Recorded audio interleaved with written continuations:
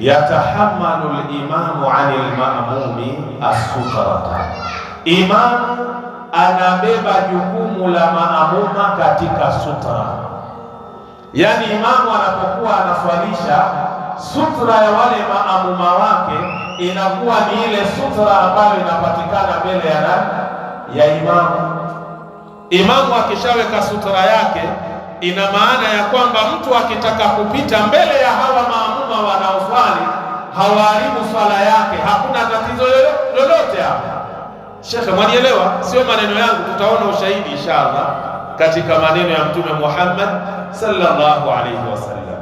Al-adillatu, dalili awalan min as-sunna, kwanza ni kupitia maneno ya Mtume Muhammad sallallahu alayhi wasallam. Ushahidi wa kwanza au dalili ya kwanza, an ibn Abbas annahu qala, kutoka kwa Abdullah mtoto wa Abbas, radhi za Mwenyezi Mungu zimwendee yeye, hakika yake yeye amesema, swalla Rasulullah sallallahu alayhi wasallam salatan bimina, Mtume sallallahu alayhi wasallam aliswali swala yake katika sehemu ya Mina. Sehemu ya Mina hapa ni katika sehemu ya haji, na hii ilikuwa ni haji katika mwaka wa 10 wa kugura Mtume sallallahu alayhi wasallam kutoka Maka kuja wapi? Kuja Madina, na ilikuwa ndio haji yake Mtume anaaga ya mwisho, hakuwahi kuhiji tena baada ya hapo. Sasa Abdullah bin Abbas anatutolea habari kuhusiana na wakati huo. Swalla Rasulullah sallallahu alayhi wasallam, aliswali Mtume wa Mwenyezi Mungu, rehma na amani zimshukie yeye, swalatan bimina, swala katika sehemu ya Mina. Fajitu ala himari li, Abdullah bin Abbas asema, nikaja nikiwa juu ya punda wangu, nikaja nikiwa nipo juu ya punda. Wakati na hastul hulma, na hakika wakati huo nimekaribia kubaleghe, nimekaribia kubaleghe. Maulama wanasema wakati huo Abdullah bin Abbas alikuwa na miaka 13 na miezi kadhaa, amekaribia kubaleghe. Anakuja kwenye hiyo swala ya Mtume akiwa juu ya punda wake. Famarartu baina yaday ba'd sufuf, anasema nikapita mbele ya baadhi ya swafu za watu wanazoswali pale, akiwa juu ya punda ya jamaa, anapita kwenye zile swafu ambazo kwamba watu pale wanaswali. Fanazaltu, nikateremka hapo kutoka juu ya punda wangu. Wa arsaltu al-himara yarta'u, nikamwacha yule punda ikawa anakula nyasi, anatembea tembea. Fadakhaltu ma'a al-imami, nikaingia kwenye swala pamoja na imamu. Wakati huo imamu ni nani? Mtume sallallahu alayhi wasallam. Falam yunkir dhalika alayya ahadun, hakuna yoyote aliyepinga kwangu mimi kutokamana na kufanya hivyo. Baada ya watu wamemaliza kuswali, hakuna yoyote ambaye aliyepinga ya kwamba wewe umefanya makosa, kwa nini umepita mbele ya safu za wale maamuma nyuma ya Mtume Muhammad sallallahu alaihi wasallam. Hakuna hata mmoja aliyesema. Kunyamaza masahaba na kunyamaza Mtume asimwambia Abdullah ibn Abbas chochote, hii ni dalili ya kwamba alilolifanya linafanya nini? Linafaa. Naam. Sasa kama mfano mathalan, kama mfano ya jamaa, hakuna stima hapa, tunaswali salatul maghrib, salatul isha, salatul tarawih, imamu yuko mbele, na mbele ya imamu kuna nini? Kuna sutra. Tukiwa katikati ya swala, stima ikafanya nini? Ikaregea. Sasa kuna mtu kule nyuma, yeye hajafunga swala, akaona hapana, wacha nikampishe imamu ile microphone. Hakuna makosa, anapita kwenye swafu za watu, anakuja mpaka pale, anapita nyuma ya sutra ya imamu, sio mbele ya imamu, nyuma ya sutra ya nani? Ya imamu. Anakwenda kuwasha amplifier pale, anachukua microphone, anamvisha yule imamu. Hakuna swala iliyoharibika, kwa sababu nyinyi maamuma, sutra yenu ni sutra ya nani? Ya imamu. Ndiyo kama hivi Abdillahi ibn Abbas amepita kwenye baadhi ya safu za masahaba akiwa na punda wake, akateremka pale, kisha akamwacha yule punda na kula nyasi, anahangaika, yeye akaingia kwenye swala pamoja na Mtume, akaswali na Mtume hakumwambia chochote. Shekhe, mmenielewa?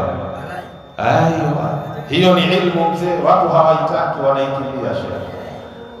Hadithi hii imepokewa na Imamu al-Bukhari kwa nambari 1857, Muslim kaipokea kwa nambari 504. Dalili nambari 2, ana Amri ibn Shuaib, kutoka kwa Amri mtoto wa Shuaib, an abihi, kutoka kwa baba yake, an jaddihi, kutoka kwa babu yake, qala, amesema, habatna ma'a rasulillahi sallallahu alayhi wasallam, tuliteremka pamoja na Mtume sallallahu alayhi wasallam, min thaniyati adhafira, katika zile njia za milima na baina ya majabali, katika sehemu ambayo inaitwa Adhafira. Hii ni sehemu baina ya Makka na Madina. Walikuwa wanateremka kwenye ile milima, njia ambazo ziko baina ya majabali na milima. Fahadarati salatu, anasema huyu bwana, ukafika wakati wa swala, yani fasalla ila jidari. Maana yake Mtume sallallahu alaihi wasallam akaamua kuwasalisha masahaba, akafanya ukuta au lile jabali ndiyo kama mfano wa sutra. Mwanielewa? Mbele kuna ukuta au jabali, Mtume akaufanya ule ukuta au lile jabali ndiyo kama sutra. Fatakhadhahu qiblatan, ile sehemu akaifanya ndiyo kibla. Wa nahnu khalfahu, na sisi wakati huo tuko nyuma ya Bwana Mtume Muhammad sallallahu alayhi wasallam, tunamfuata kwenye swala. Fajaat bahmatun, akaja mtoto wa mbuzi, Wakati huo wanafanya nini? Wanaswali. Mtume ndiyo imamu, mbele ya Mtume sutura yake ni ukuta. Akaja mtoto wa mbuzi. Mtoto wa mbuzi anaitwaje Kiswahili? Wa ng'ombe anaitwa ndama, wa mbuzi anaitwa kimeme. Kimeme ndio mtoto wa mbuzi. Tumeelewana vizuri? Akaja mtoto wa mbuzi pale, tamuru baina yadaihi, anapita mbele ya Mtume sallallahu alaihi wasallam, sio nyuma ya sutra. Yule mtoto wa mbuzi anataka kupita mbele ya Mtume Muhammad sallallahu alaihi wasallam.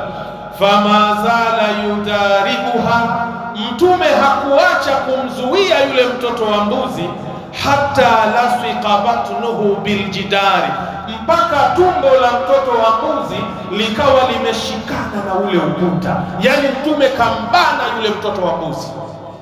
Sasa hebu angalia Mtume alivyokuwa ni mwenye huruma, rahmatan lil alamin, ni mwenye huruma kwa viumbe vyote ya jamaa. Lakini cha ajabu leo mtoto wa mbuzi, sio mbuzi ambaye ni mkubwa, ni mtoto wa mbuzi, anataka kupita mbele yake. Mtume akambana yule mtoto wa mbuzi mpaka yule mtoto wa mbuzi tumbo lake likashikana na ule ukuta. Wa marrat min waraihi, yule mtoto wa mbuzi alipoona amebanwa sana, akarudi nyuma, akapita nyuma ya Mtume sallallahu alaihi wasallam. Akipita nyuma ya Mtume, ina maana amepita mbele ya kina nani? Wale maamuma ambao ni masahaba wanaoswali. Shekhe, mmenielewa? Hapa tunapata faida ya vitu viwili. Faida ya kwanza tunayopata ya kwamba sutura ya imamu ndiyo sutura ya nani? Ya maamuma. Lakini pili, inapokuwa mathalan kinapita kitu mbele yako, sio nyuma ya sutra, unatakiwa upambane nacho kwa hali yoyote ile, kisipite mbele yako, kwa sababu kikipita mbele yako ina maana swala yako wewe imamu ishaharibika, na hao maamuma nao pia swala zao zimefanya nini? Zimeharibika. Lakini leo mtu anaingia msikitini amechelewa, watu washamaliza kuswali, anachokifanya nini? Anakwenda pale katikati ya msikiti ama kipembe cha msikiti, haweki sutra shekhi. Allahu akbar, watu wanapita mbele yake, huyu anavuka, huyu anakwenda, huyu anavuka, maskini swala yake inavurugwa pale na hapa. Shekhi, mwanielewa? Naam. Hadithi hii ni sahihi, kaipokea Al-Baihaqi kwa nambari 268, utaipata kwenye kitabu chake nambari 2 hadithi hii. Sheikh Albani ameisahihisha fi sahihi Sunani Abi Daud, utaipata kwa nambari 708. Thaniyan min al-ijma', dalili ya pili ni makubaliano ya maulama. Naqala al-ijma' ala dhalika, amenukuu makubaliano ya maulama juu ya jambo hilo Ibn Abdil Barri, mwanachuoni aitwaye Ibn Abdil Barri. Fa amma al-ma'mumu, anasema ama yule maamuma, fala yadhurruhu, haitomdhuru yeye kwenye swala yake, man marra baina yadayhi, yule ambaye atapita mbele yake wakati anaswali, wakati anaswalishwa na imamu.